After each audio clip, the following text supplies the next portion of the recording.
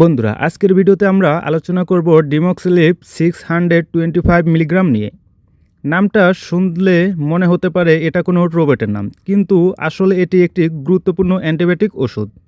তবে শুরুতেই একটা কথা মনে রাখবেন, অ্যান্টিবায়োটিক হলো এমন এক ধরনের ওষুধ যেটা ইচ্ছেমতো খাওয়ার জন্য নয়। কারণ ব্যাকটেরিয়ার সঙ্গে আমাদেরও একটা যুদ্ধ চলে, আর সেই যুদ্ধের ভুল অস্ত্র ব্যবহার করলে সমস্যা হতে পারে।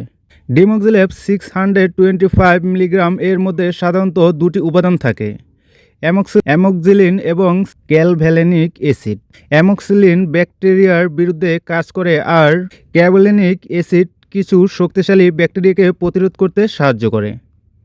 সহজ ভাষায় বললে, একজন একা লড়াই করলে যে শত্রুকে হারাতে কষ্ট হয়, তার সঙ্গে একজন সহযোগী যোগ দিলে কাজটা আরও সহজ হয়ে যায়। এখন প্রশ্ন হলো, ডিমক্সিলিপ 625 মিলিগ্রাম কী কাজে ব্যবহার করা হয়? সাধারণত চিকিৎসকের পরামর্শে বিভিন্ন ব্যাকটেরিয়াল সংক্রমণে এটি ব্যবহার করা হতে পারে, যেমন গলা ও শ্বাসনালীর কিছু সংক্রমণ, দাঁতের ইনফেকশন, কানের ইনফেকশন, ত্বকের কিছু সংক্রমণ এবং মূত্রনালীর কিছু ব্যাকটেরিয়াল সংক্রমণ। তবে মনে রাখবেন, সব ধরনের জ্বর, সর্দি বা কাশির জন্য এই ওষুধ কাজ করে না, কারণ ভাইরাস আর ব্যাকটেরিয়া এক জিনিস নয়।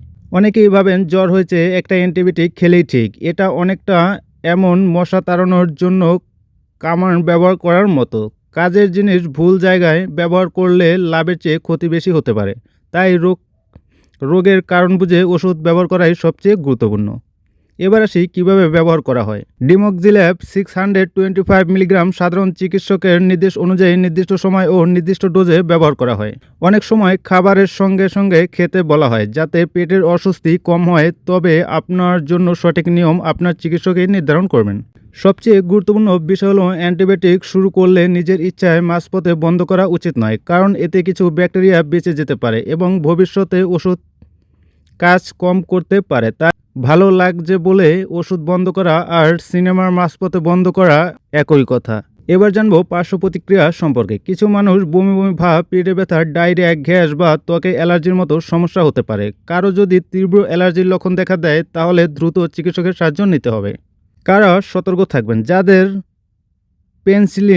পেনিসিলিন জাতীয় অ্যান্টিবায়োটিকের অ্যালার্জি আছে, তাদের লিভার বা কিডনির সমস্যা আছে, অথবা যারা অন্য কোনো ওষুধ ব্যবহার করছেন, তাদের অবশ্যই চিকিৎসকের জানানো উচিত।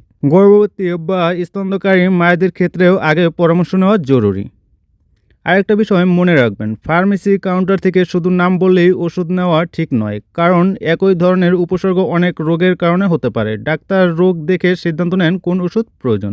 দামের কথা বললে, ডিমক্সিলিপ 625 এর মূল কোম্পানি, প্যাকেটের সংখ্যা এবং বাজার অনুযায়ী পরিবর্তন হতে পারে। তাই বর্তমান দাম জানতে কাছের ফার্মেসি থেকে জেনে নিন।